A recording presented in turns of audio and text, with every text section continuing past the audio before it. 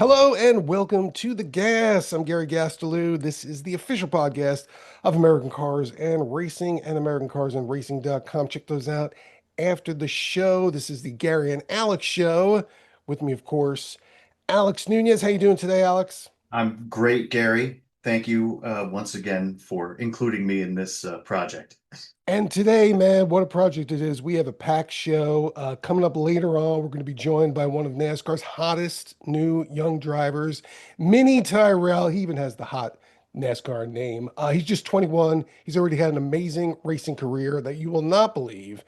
And big news heading in here to Daytona this weekend. Plus, we've got a lot of US built car news from Japanese brands, not from US brands. US built car news from Japanese brands, the latest from Toyota, Nissan, and Subaru. But first, we have some breaking racing news from IndyCar, which just today confirmed that Honda and Chevrolet have signed new contracts with the series to remain engine suppliers beyond 2028 when the new cars and new engines for the series are supposed to launch. Alex, this is a huge deal because not only did the current contracts end at the end of this season, leaving it with a gap year potentially next year until the new cars, which have been delayed several years, are launched, but there was a lot of talk that Honda was ready to bail on IndyCar. Chevy might have had to do it by itself, just a spec engine supplier, or maybe IndyCar would have to go find a whole new spec engine from Ilmor or somebody like that to keep things alive. But they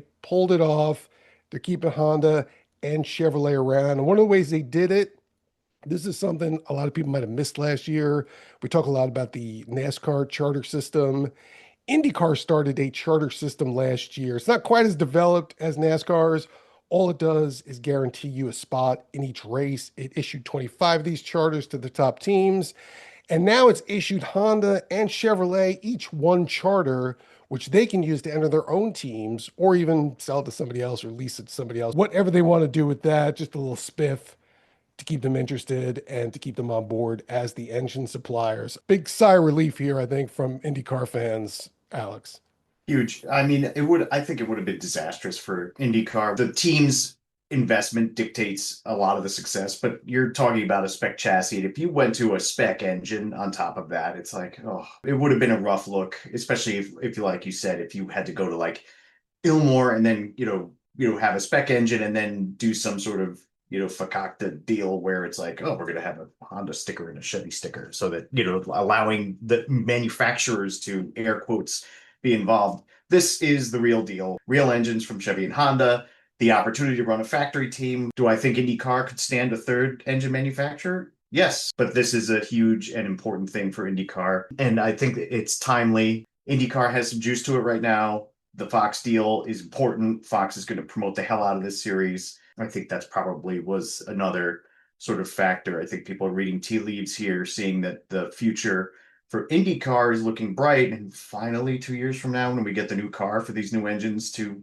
slot into, it's going to be a big deal. And they're going to be hybrids like the ones today, although they're going to be designed from the start to be hybrids. The new ones are kind of the hack job. They combined the 2.2 liter turbocharged V6 with the hybrid unit a couple years ago. The new ones are going to use a 2.4 liter turbocharged V6 and be hybrids from the start, have more power than the current units. And this is a big part of it too. With the manufacturers involved, developing this new technology makes a lot of sense. If they just went and did a hybrid spec unit made by a contract supplier, like who cares? What's even the point of making it a hybrid? There's no engineering competition going on there. Correct. Correct. So this gets back to there's going to be elements that are unique to those engine suppliers and their respective OEMs that bleed into how these cars perform. I think it's super important. IndyCar needs whatever differentiation it can get. That is obviously, in the drivers, but the engine suppliers are a huge part of that. So I'm really happy to see that this happened. I want to see IndyCar, continue to be successful and continue to grow. So this is just good for the sport. Jumping over to NASCAR, of course, big week, Daytona 500 coming up on Sunday. Might get rained out, might get delayed till Monday. We'll see about that. But one thing we do know is that Kyle Busch, for the first time in his career, first time in 21 Daytona 500s, is going to be starting from pole position next to Chase Briscoe, who was the pole sitter last year. This is the one race missing from Kyle Busch's resume. He's won all the big races, never won the Daytona 500, has won a Daytona, the 2008 Coke Zero 400, and he won pole for that in 2013, but he's just not a super speedway kind of driver. Again, this is his 21st time going for this. Would be a huge deal for not just Kyle Busch fans, but I think NASCAR fans in general if he could win. Although history is not on his side, only 10 pole sitters have won the Daytona 500. The last being Dale Jarrett way back in 2000. It would be such a big deal if he won. I remember, so when I went to the one Daytona 500 I went to was 2023, and that was the Stenhouse win. But that was, again, as Daytona often winds up being, that was a race that went to overtime, where if there was no overtime, Rowdy would have won that race also. So it's one of those things where it's just, it's like a movie where the thing, you see the hand and, the trophy's just out of Right. reach.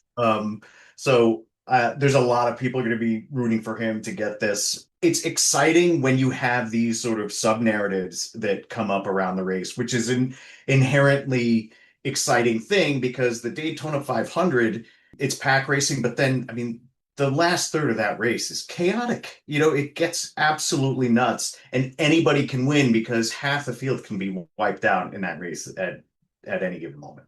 Yeah, Bush noted he was leading at the 500-mile mark in that race. That's got to be tough. It's like Denny Oh, Hamlin losing the championship last year brutal.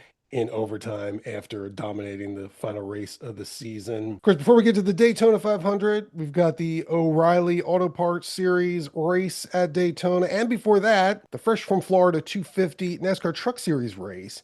And has become a tradition on this show. We got to talk about the NASCAR Truck Series and Ram trucks because they've got some exciting stuff going on. This is going to be their first race in the series, and they finally announced the final driver for their 5 truck assault on the race. He's the winner of the Race for the Seat reality show competition, beat 14 other drivers to win this seat. His name's Mini Tyrrell, and he joins us on the show right now. Mini, congratulations, and thanks for coming on. Oh, thank you so much. I appreciate it. What you got to do is actually very unusual. You don't usually get to race to win a seat in NASCAR. You usually have to be a good driver. You got to win races, but then you got to bring the sponsorship, maybe even sometimes write a check of your own, worry about all that kind of stuff. How incredible of a feeling is it for you to have just gotten this on merit and now you don't have to worry about any of that stuff, at least for now? Yeah, no, it's such an incredible feeling, being able to be a part of something so iconic to the racing world and something that is not usually done. It's so cool to see what Kaulig Racing and Ram did with the TV show and giving me and 14 other drivers the opportunity of a lifetime to compete for the seat and a chance to drive a Ram 1500 in the NASCAR Craftsman Truck Series. So what I thought was really awesome about it as well was just the fact that all 15 drivers, including myself, that colleague and Ram had picked and chosen to do this show, we all are pretty much in the same boat when it comes to the funding aspect that you mentioned of what it takes to do this sport, and giving us, which I've won, giving me that opportunity to get into the higher level and be at a professional level of motorsports and take my talents to this level. It's truly incredible, and I could not be more thankful to those guys for what they've done for me. Watching the show, looked like there was a lot of respect amongst all the drivers. I do have to ask you, one of your new teammates at Kaulig, Brendan Queen, you used to race against him in the Cars Tour. Were you guys buddies back then, or was there rivalry coming into this? Yeah, no, I mean we started out as really good buddies at first, and when we started racing door to door with each other and started really getting competitive. I mean, obviously there was a little bit of beating and banging every once in a while, and I would say there was kind of just a slight rivalry through the 2024 season where we were tending to get together with each other. We never wrecked each other. It was just more or less like a hey, I'm here and moving each other out of the way or whatnot. But it's all in good fun. I mean, it was just two drivers that were extremely competitive and we both wanted to win and we are both fighting for the same real estate on the track. So, but it's really cool that, we've moved past that and have become really good friends, and the fact that we raced together for so many years growing up in the grassroots level, and now that we're both teammates in a race team that we never thought we would have been at is just something really cool, and that's something that we both can share and can learn from each other, and how we navigate at this higher level. He was on the show a couple weeks ago. Very gracious guy. You're 21 years old, is that right? Yes, sir. Yep. Is it accurate that you started racing late models and won a race when you were 10 years old? Yes, sir. That's correct. I jumped into a late model stock car for the first time. I was 9.5 years old. It was right, in the kind of middle of summer. I had met a gentleman by the name of Sam Beatty through my father, who had known him for years. And my dad actually drove a late model for Sam at the Old Dominion Speedway, where I grew up a mile from the racetrack. So he actually drove a stock car for Sam, and throughout the years of him knowing him, I came along and was helping my dad at the shop, at our family's automotive business in Manassas, Virginia at the time. And I was over actually at Sam's house because he called my dad and said, "Hey, I need a set of hands bush hogging my yard, and taking care of some things. Is there any way you could send Minnie over here? I know he knows kind of what he's doing, and I know he can drive a tractor." And my dad's like, "Yeah, of course. Like, I'll get him over there, no problem." So I went over to Sam's house and jumped on the tractor and was helping him. And halfway through the day, we stopped and had some lunch. And I looked in the garage, and there was the '81 car, the late model. And I said, "Hey Sam, when can I drive that?" And he goes, "Well, I tell you what, kid. You get a seat built, and we'll put you out there on the racetrack." So me and Sam actually drove to Charlotte, North Carolina from Virginia, and went to Butler built, had a seat built, and came back home and got it all installed. And at that point in my life, I was probably only this tall. So I was, mind you, I haven't grown much to begin with. I'm vertically challenged, but I was very, very tiny. So we had it all custom fabricated.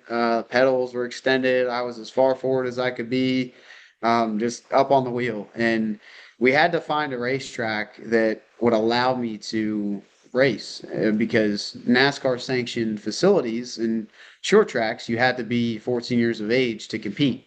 Right. So I was not that. So we ended up finding Shenandoah Speedway, which is Shenandoah, Virginia. And they didn't know actually when we showed up for the first time to practice.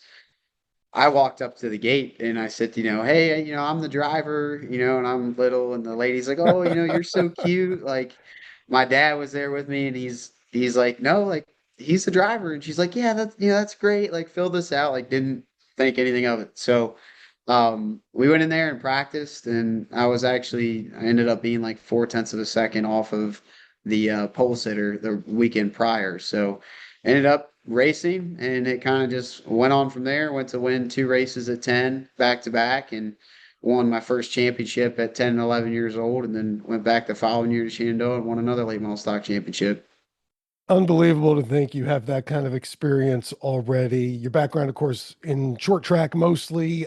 First race of the season here, Daytona. You excited? You like the super speedway? How you feeling about that? Yeah, no, it's like you just said, with my background being short track, it's a totally different world.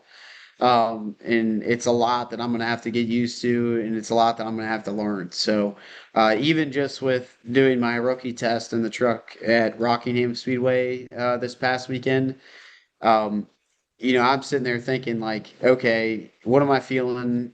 How is the car reacting compared to driving a late model, which is two completely different things. And the other thing, I'm sitting there talking to, crew chief Bruce Cook, and I'm like, okay, I didn't even factor in the air part of this. Like, air is now a factor because Right. that's something I never had to deal with. So all of that is all new, and I've already learned so much on the off season just working with the guys here, and practicing on the simulator, as well as doing pit practice and figuring out live pit stops, because that's a whole nother world too. So there's just so many different little things that I have to be up to speed to before we go, and that I've been really training hard on this off season to get prepared for. So Again, to answer your question with the super speedway, it's a whole nother world. It's all about, being strategic and being in the right place at the right time. So hopefully, I know I've got a lot of really awesome guys at Kaulig Racing here to guide me, and hopefully we can take the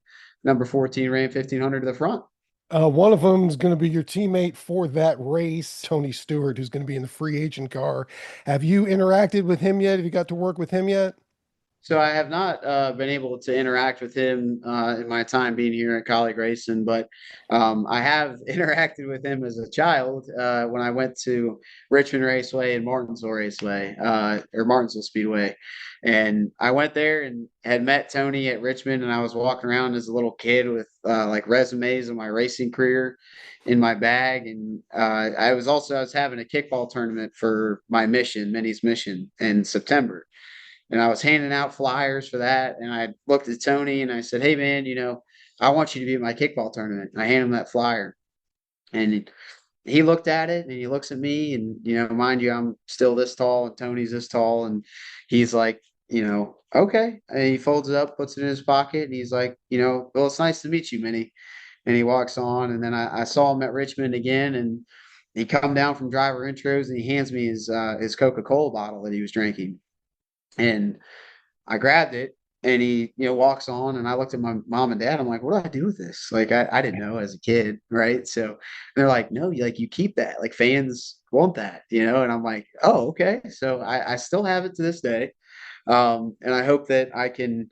And I chased Tony around Richmond again to hand him another flyer. And I remember when I saw him, because he had a bad night or something, and I walked right up to him, and he's like, "You again?" Like, he's like, "I can't get away from you." So those are just a couple cool moments. I got some photos I hope I can share with them, but as well as pick his brain, like you said, being the best living driver at that racetrack, it's definitely something that I will have as an advantage, as well as Kaulig Racing will have as advantage.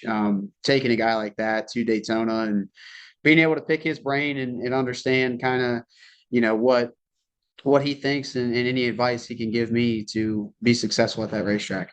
Yeah, he's got 19 wins across various series. Be interesting to see if he gives you the good tips or if he keeps them secret for himself so he can beat you at the I track. know, I know. I don't think you'll have to worry about much of that. I still have a lot to learn, but I'm gonna do all I can to put that thing up front. What is your personal goal for this year?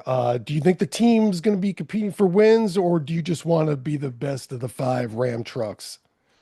Yeah, for sure. I mean, to me, I've had a lot of people ask me that, and it's, I'm not going into this season making sure and putting pressure on myself to beat my teammates, right? Like, that's I think the best thing that I've learned in my time at Kaulig Racing, which has been a short amount of time, is that this is such a team oriented place, and nobody here is alone. Everybody works together. So that is my mentality throughout the year: is just work together, work with your teammates, learn as much as you can, and use that to your advantage. I mean, obviously we want to win races and have top five, top 10 finishes, but my biggest goal for myself is just going to be to finish on the lead lap and finish the races.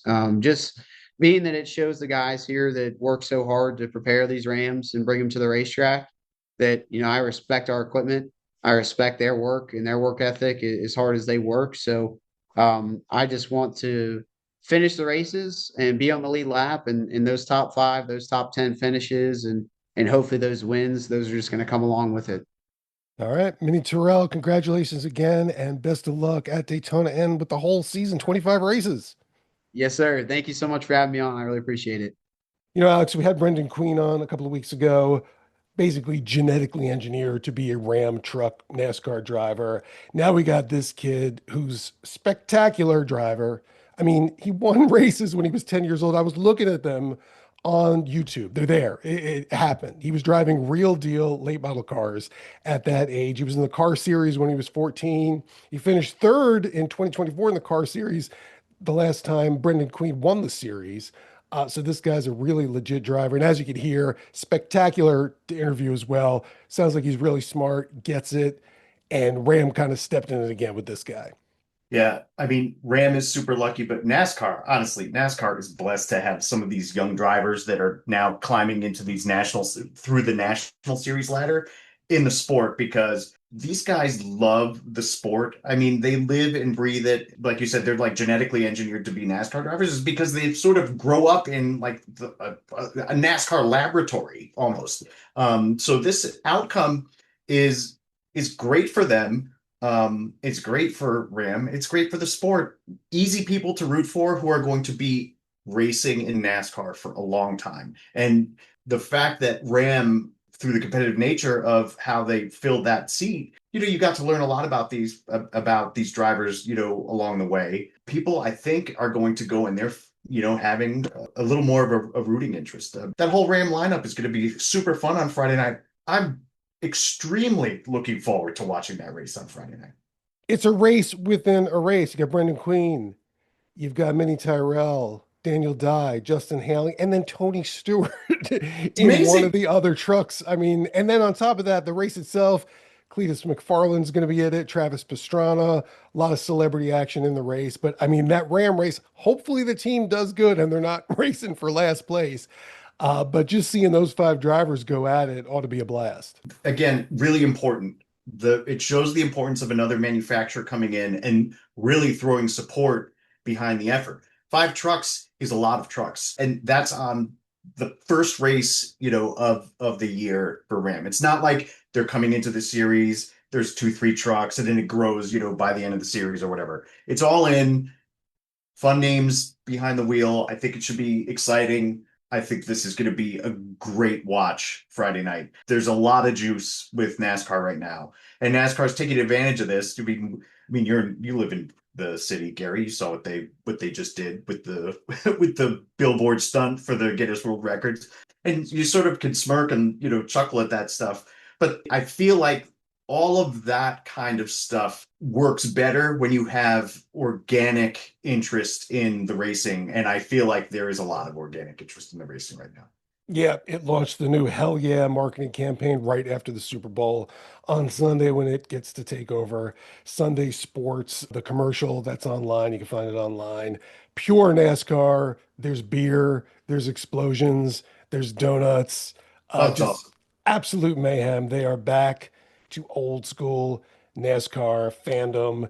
In Times Square, they shoved a V8 engine into a billboard, set the record for the world's loudest billboard. And now we got the big weekend coming up. And again, going back to the whole charter thing, with the NASCAR Cup Series really locked down with these charters, which just exploded in value, are worth $100 million now. I think we're going to see a lot more growth in the Truck Series and in the O'Reilly Auto Parts Series, just because that's how you enter the sport now. That's the only way to get in at affordable price. It's a way to get in at an affordable price. And more importantly, the audience is there for the racing. What's better than watching NASCAR on Sunday? Watching NASCAR all weekend. And when you actually have a quality product across the whole weekend, it's great. And people have been talking about, Xfinity now, obviously O'Reilly Auto Parts Series. But how many times last year we hear, oh, this is better racing than Cup, whatever. The reality is now Cup's got juice.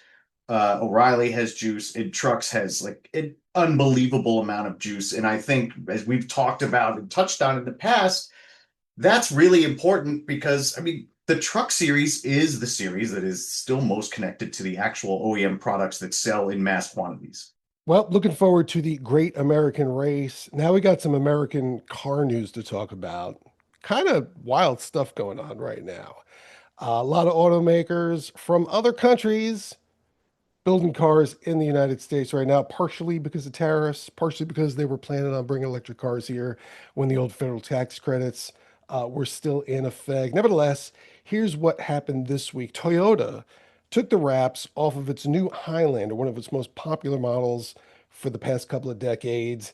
And this time around, it is an EV. Only going to offer it as an electric vehicle that's going to be built at a factory in Kentucky using batteries made at another factory in North Carolina. Here's the specs at a glance. Base model, front wheel drive, 287 miles of range. You get all-wheel drive, 270 miles of range. That's not a lot, but they're going to have an all-wheel drive version with 320 miles of range, which gets the EV over that 300-mile mark that a lot of people think you got to be at to really make the car viable. Pretty crazy that Toyota is taking this big step with the Highlander. However, last year it introduced the Grand Highlander, which is a little bigger than Highlander, which already outsells the Highlander. So it's kind of like already transitioned the Highlander brand to that, moving in here with the EV. But unlike some brands like Ford that canceled some models, electric models, they're sticking with this. They're moving forward with this. And it's going to be interesting to see how the U.S. consumer goes for it without the federal tax credit available. And they haven't announced the price yet, but this will be matching up against the Hyundai Ioniq 9 and the Kia EV9, so figure around $55,000 to start. You think Toyota's doing the smart thing with its EV rollout? I think it works in this case. You're going to have all this name equity, with Highlander that people are just going to go right to. The real thing is Grand Highlander is the volume vehicle in that sort of Highlander family. So this differentiates it a little bit. And, speaking of the range part, let's be honest, Gary, most Highlanders are being driven probably under 50 miles a day. I mean, they are around town, kid duty, all that stuff. And anybody that's going to use it for long distance or whatever, they're going to buy the Grand Highlander, or they're going to buy the Lexus TX. We'll see how it works. I have little doubt that Toyota will put the necessary marketing resources behind this. We're about to find out just what the organic audience really is for these EVs in this, price point. I think it has an automatic advantage over the Hyundai and the Kia because it's a familiar name. And that goes a long way. The other thing that I would add is that a couple of weeks ago, I was talking to somebody, Cadillac, obviously very EV heavy lineup, and they have seen success with this. And we're now coming into the period of time where the Lyric people, and the Lyric had done really well. I don't know. Again, anecdotal, geographical. The Lyric is very, very visible, at least around here in the Northeast where I live. And I know that in the city, you see them a lot also. And that original Lyric customer, most of whom are leasing it, those are coming back. And I think what I understand the expectation inside GM is you're going to see a big uptick in Optic, as people, come back and go back to their dealer and return their things and look for what the next thing is. I think the people that are driving EVs, already are going to, we've seen this, they'll stay in it. So this is Toyota's opportunity to sort of go with a volume product with a familiar name that becomes their sort of table setter for whatever they launch in the next few years as well. So I think the ultimate success will be, determined by, obviously, sales of this, sales leases of this. It's a lot of words to talk about, a crossover, but to me, it's kind of a big deal because it is a legacy nameplate that's important to Toyota. So I think that works in their favor. I guess we'll find out along with everybody. Seems clear to me that the organic EV market battle is going to be won in the suburbs where people have homes, where they can plug in at night, where they could charge their vehicles, where range really isn't an issue. I think we saw that with Cadillac. You had a lot of XT5 people just trade them in for a Lyric. Yep. Now we probably have XT4 people trading them in for the Optic. They've both been selling pretty well. And in the case of the Highlander, I think we'll see that. And, these are probably going to two vehicle homes. Yes. Even with the long range EVs, that's always good to have the gas model that you could take on the longer trips if you don't want to deal with the electric. Toyota's done pretty well with the BZ compact electric vehicle, which really on paper isn't that competitive, but it's a Toyota. It's been incredibly reliable and it's been selling well. They just introduced the second generation of that and it's done well even without the tax credits. So the Highlander might do okay. Be interesting to see the volume. Are they going to sell 20,000, 50,000?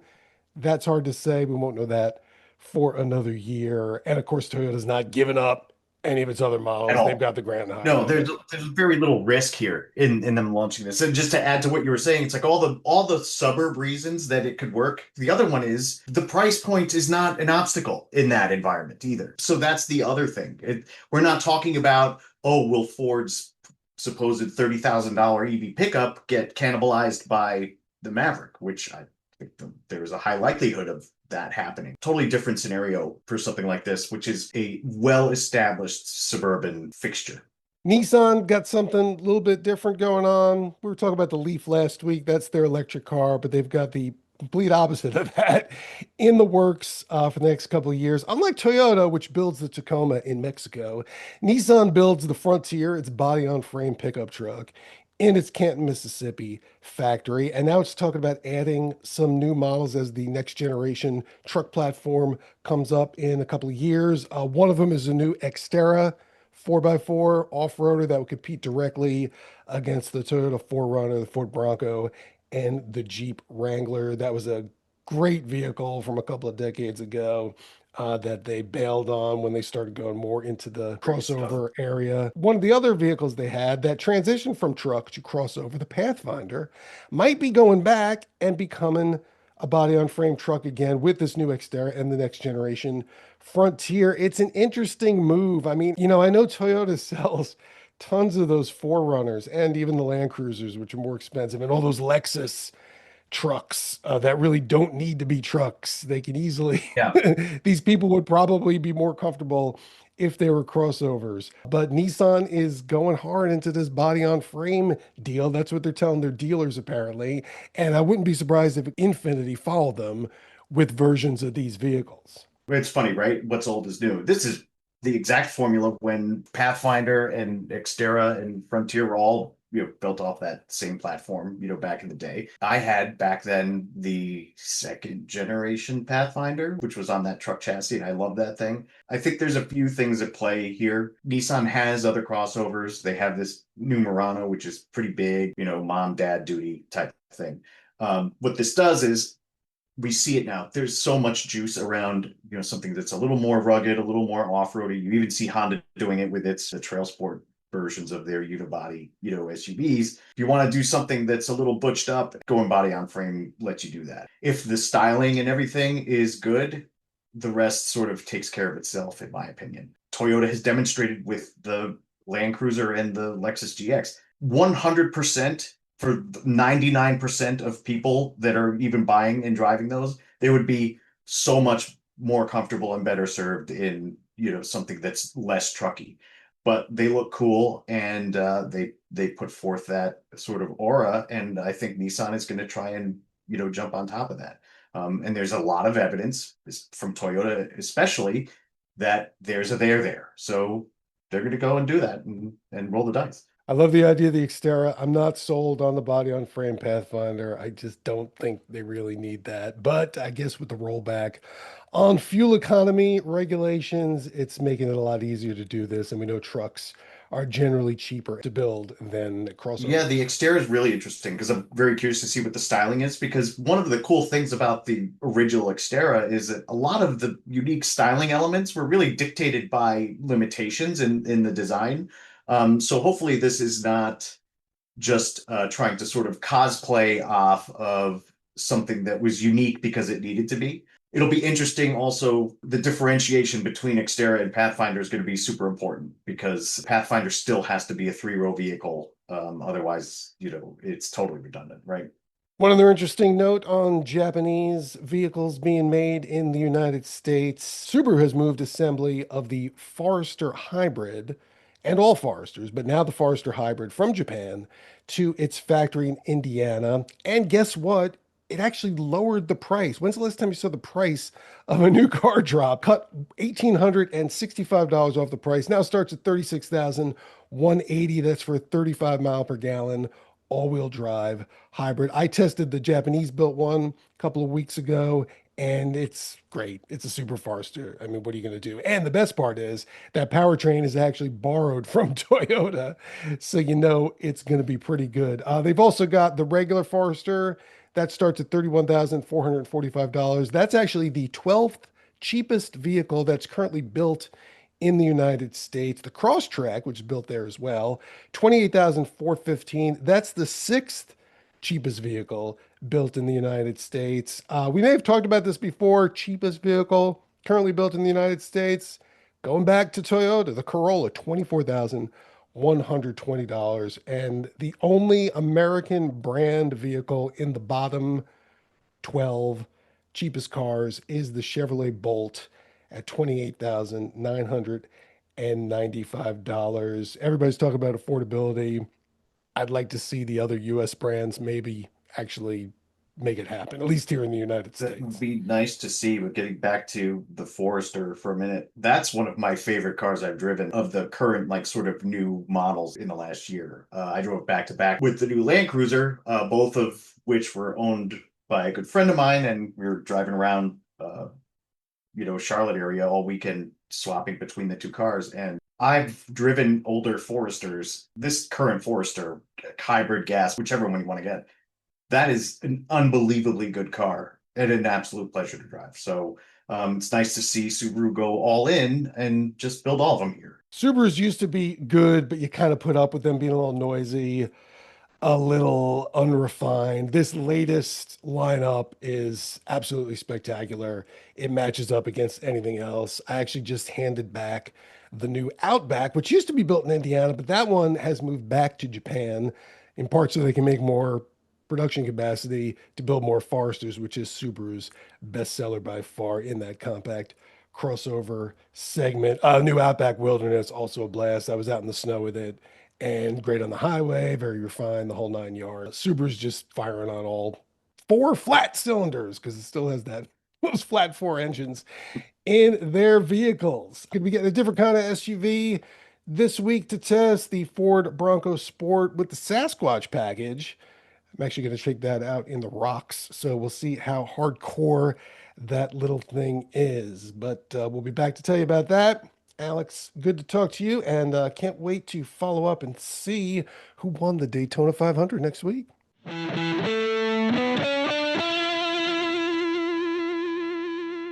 The Gas is a production of A Car Media and American Cars and Racing.com.